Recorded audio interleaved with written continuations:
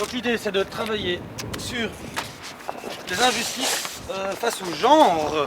En quoi est-ce que moi, au jour le jour, je ressens des injustices dans ma vie personnelle ou j'observe des injustices? Ou plutôt si vous arrivez une injustice face au genre, hein, le genre donc c'est masculin, féminin. Est-ce qu'on est d'accord ou pas d'accord avec certaines positions que les autres peuvent avoir? Dance.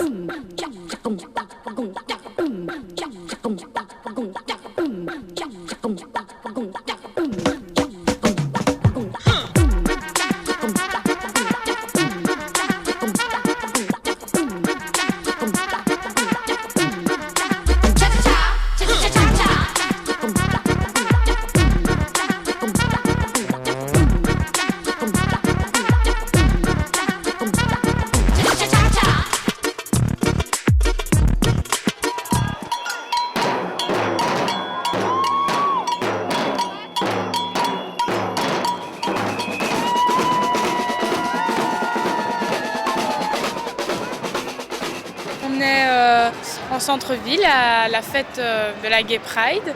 C'est contre l'homophobie en fait. Donc on est là pour filmer et interviewer des gens qui sont par exemple homo ou alors bisexuels et on regarde s'ils ont subi ou ils vivent encore de l'injustice par rapport à la communauté.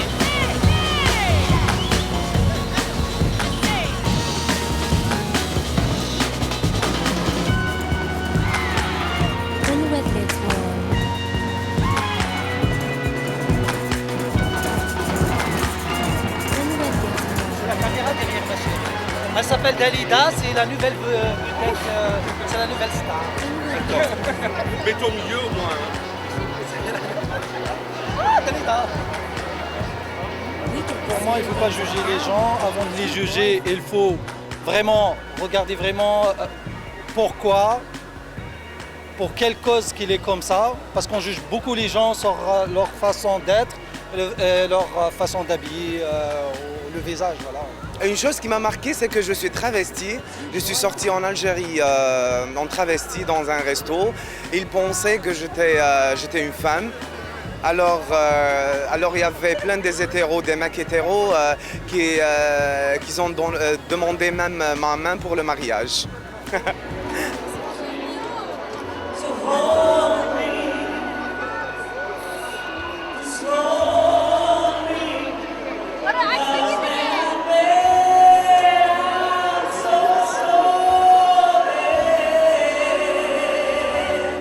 Nous, en Algérie, on n'a pas de droit.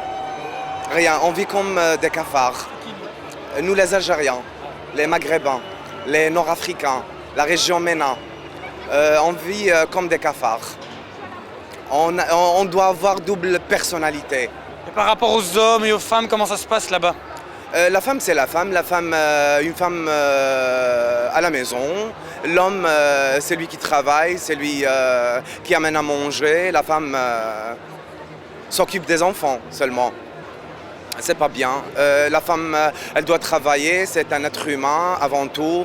Elle peut faire tout comme un homme.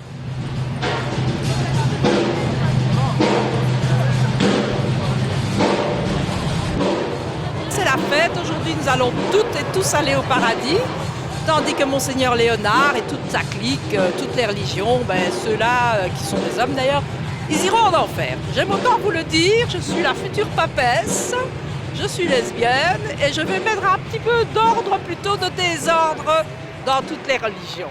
Et les religions discriminent les femmes, elles sont toutes misogynes d'abord, elles sont homophobes et lesbophobes, elles sont contre le mariage ou l'union en tout cas entre des personnes de même sexe. Et je vous rappelle que les mouvements féministes ont déclaré, et lesbiens d'ailleurs, ont déclaré il y a 40 ans que notre corps nous appartient. Et donc si notre corps nous appartient, si on suit les religions, c'est Dieu qui nous l'a donné. Et malheureusement, la visibilité pour nous, homo, lesbiennes, bi, transgenres, etc., crée un fameux désordre dans l'ordre social hétérosocial. Parce qu'il ne faut quand même pas oublier que nous sommes dans une dictature machiste et patriarcal, et que c'est surtout hétéropatriarcal, c'est-à-dire basé sur la famille, un homme, une femme, des enfants, un petit chien, une maison, la petite voiture, la petite auto, et puis basta quoi. Hein. Donc je veux dire, on a encore beaucoup de chemin pour faire évoluer les mentalités.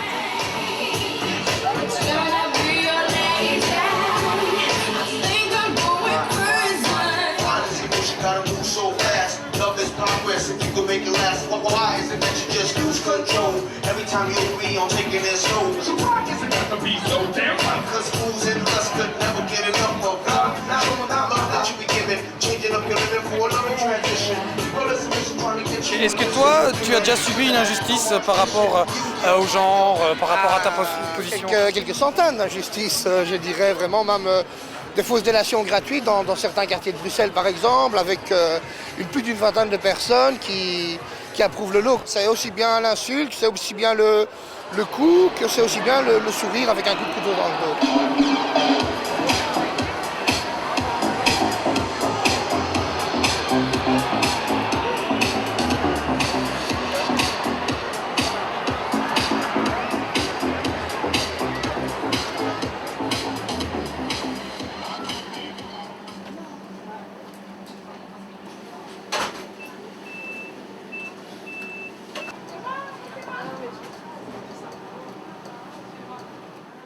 Je suis né dans un village d'arriérés, complètement borné, bigot, puritain, bourgeois crevé. Et donc, à force de résistance, ils ont bien réussi à me casser sur la question. Et finalement, il se trouve que c'est la pédérastie socratique que je n'ai jamais osé révéler. Je suis né un peu polymorphe comme tout le monde, mais ils ont réussi à me casser sur tout, sauf ce que je n'avais pas révélé à l'époque.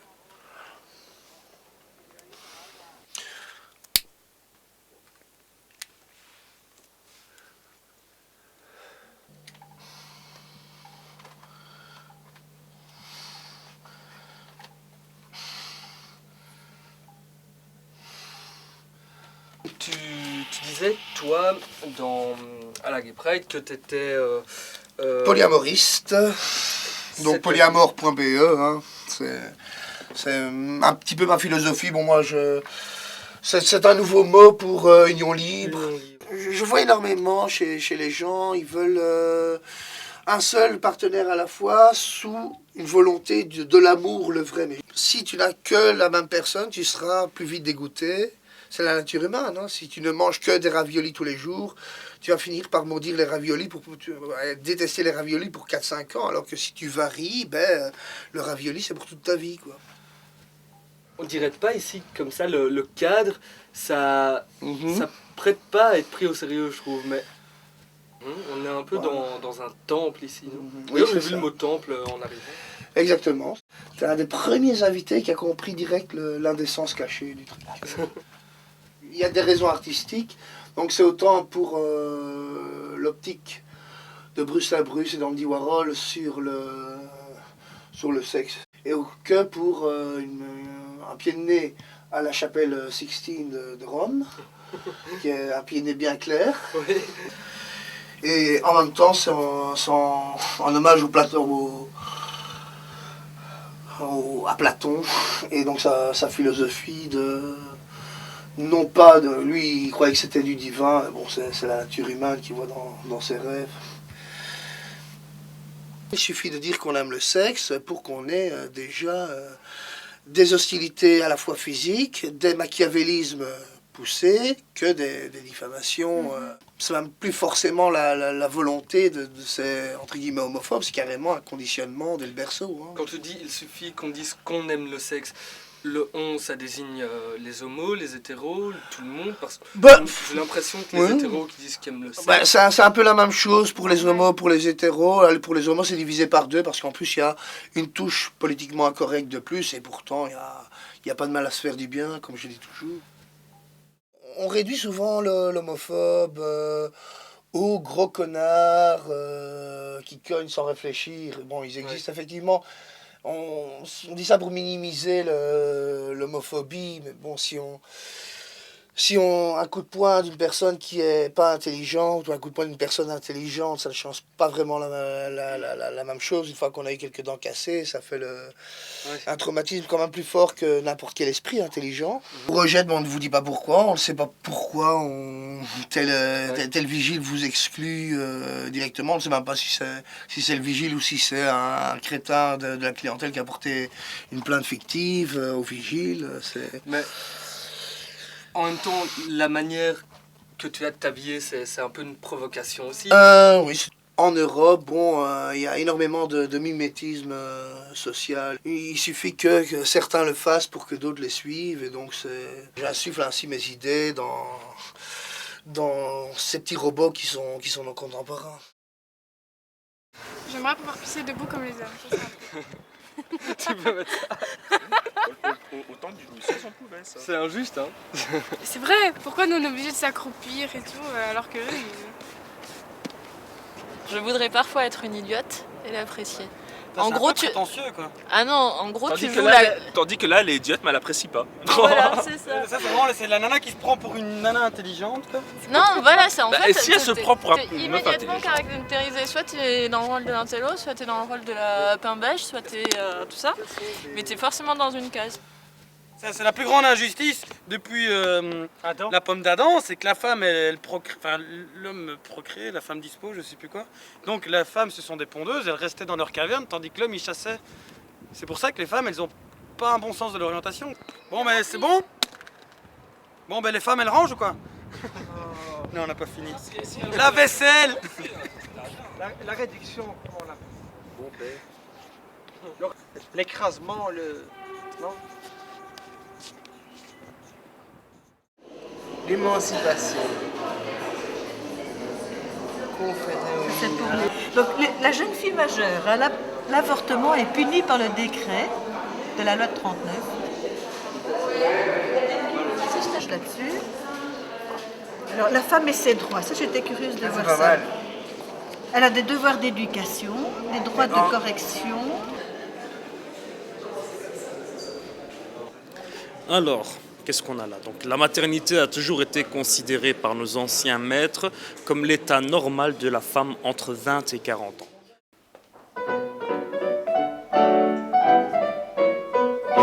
D'abord, elle a goûté la pomme, même que c'était pas bon. Il n'y avait rien d'autre. Alors, en somme, elle a eu raison. Eh bien, non. Ça l'a pourtant arrangé l'homme, c'était pas lui qui l'avait fait. N'empêche, il a bouffé la pomme, jusqu'au trognon est vite fait.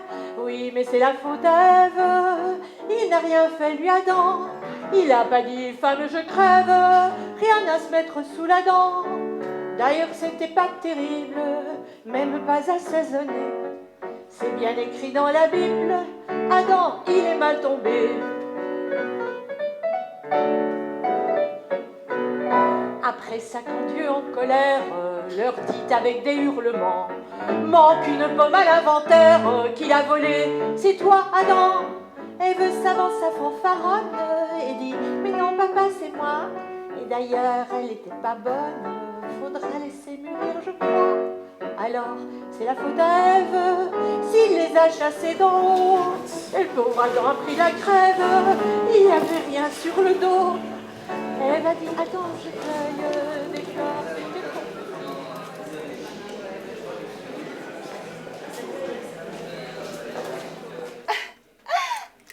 Salut, trognon de pomme. Oh là là là là là là là, ça recommence, je me sens tout chose. Oh, les canons, allez, canons.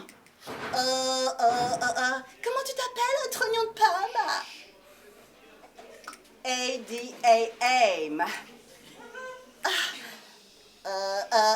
Where are you from? Paris? Ah non! From Jérusalem. Oh là là là là là là là là, c'est chaud là. Son spectacle, elle présente l'histoire de Lilith. Et Lilith, donc voilà, c'est la première femme d'Adam qui a fâché son mari et qui a fâché Dieu, qui a été envoyée en enfer et qui est devenue un démon dans la mythologie judéo-chrétienne, on va dire. N'empêche, c'est le premier homme qui connaît Lilith. que je rencontre. Mais c'est la première femme avant Ève. Ils l'ont ressuscité au Moyen-Âge, en fait, le Talmud et un livre juif qui s'appelle l'Alphabet de Ben Sira. Ils en ont fait la première femme d'Adam, qui s'est révoltée contre Adam et contre Dieu. Et donc elle a été chassée du paradis. Et après elle est allée en enfer. Ça a été aussi la maîtresse de Satan. C'est une rebelle. Et je suis un petit peu en colère parce qu'on m'a pas raconté la vérité. Moi par exemple je savais pas qu'il y avait eu une avant Ève, quoi. Voilà. Donc j'ai appris, ah bon? Lélette, C'est moi. hein? Lélette, c'est toi? Bah oui, c'est moi. Bah, pourquoi t'es toute noire? Oh oui, moi. C'est parce que j'ai connu l'enfer. Votre père qui est aux cieux a conçu pour vous le jardin d'Éden. Vous y ferez, des dizaines, des centaines, des millions, des milliards de trilliards de petits canards. C'est qu'en fait, Lilith et Adam, ils faisaient l'amour. Sauf que Adam, dans mon spectacle, c'est un missionnaire, c'est un conquérant, comme Gilgamesh. Bon, et du coup, il veut toujours être au-dessus. Donc à un moment donné, Lilith a dit non, s'il te plaît, moi, j'aimerais bien changer. Lilith et Adam, tous les jours, ils font des typhons, la petite marionnette. En fait, j'aimerais tellement... T'as un problème technique. Mais non, je veux juste... tu vois, ça me ferait du bien de changer un peu. Toi, comme ça, au-dessous. Qu'est-ce que... Oh non, Lilith! Quoi, Adam? Non. Mais pourquoi, Adam? Parce que papa, il veut pas. Puisque c'est comme ça, je quitte le paradis et je descends chez Lucifer. Ouais, c'est ça, ouais. Descends chez Crucifer. Hein? Quoi? Lilith? Oh non, Lilith! Lilith, t'es où?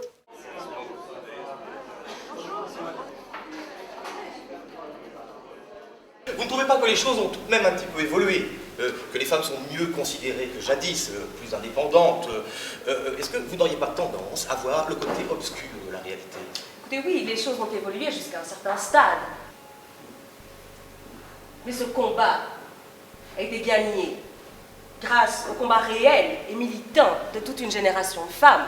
Sans elles, jamais les hommes n'auraient lâché un seul de leurs privilèges. Mais tout de même, les différences existent. Les goûts, les couleurs, les hormones. Et peut-être il y aurait une naissance masculine, comme il y a une naissance féminine, non? Non, car il y a un danger à insister sur des différences certes réelles, en tant que résultat précisément d'une histoire et de conditions de vie particulières, plutôt que de tendre vers l'égalité. Refuser les notions d'éternel féminin, d'âme noire, de caractère juif, bon, ce n'est pas nier qu'il existe aujourd'hui des juifs, des noirs et des femmes. Nier cela ne représente pas, pour les intéressés, une libération, mais une fuite inauthentique. On ne naît pas femme, on le devient. Vous sentez-vous frustré? Ah, nous y voici, hein.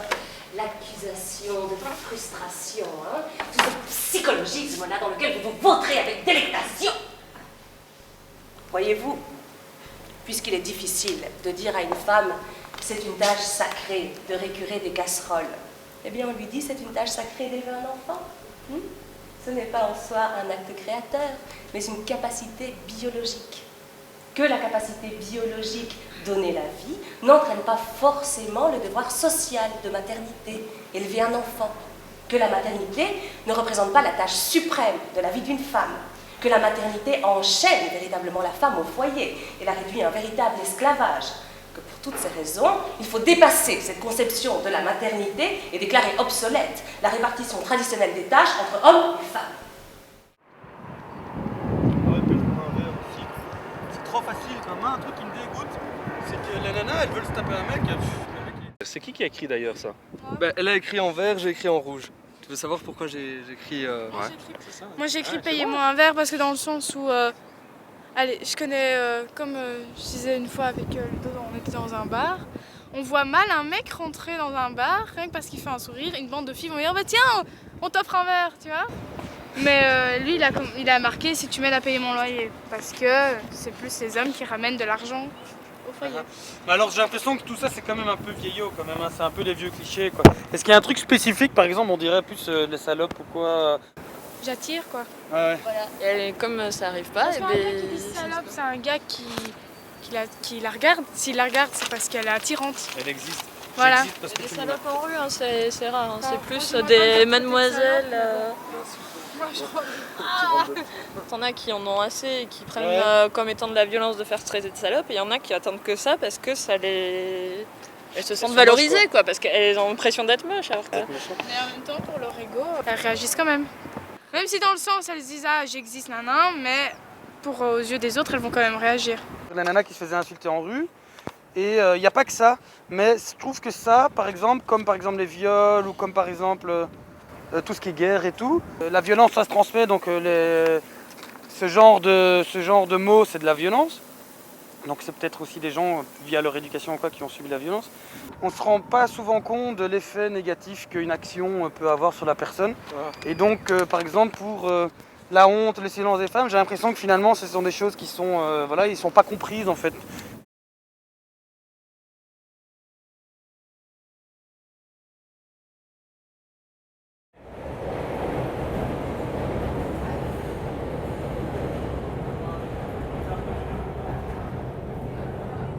Hello, Bella Sherry. How are you?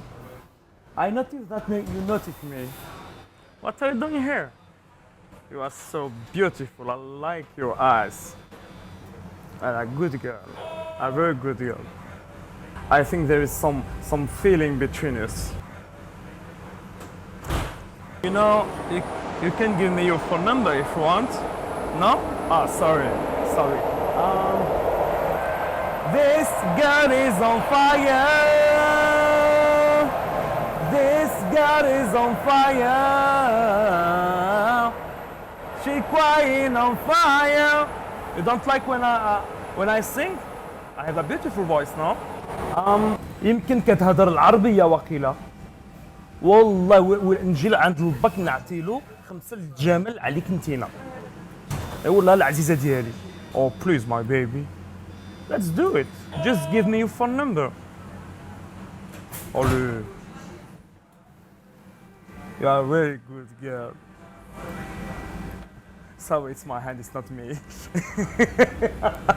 You know, please, my baby. What? I'm just talking with you. Talk with me. I'm here.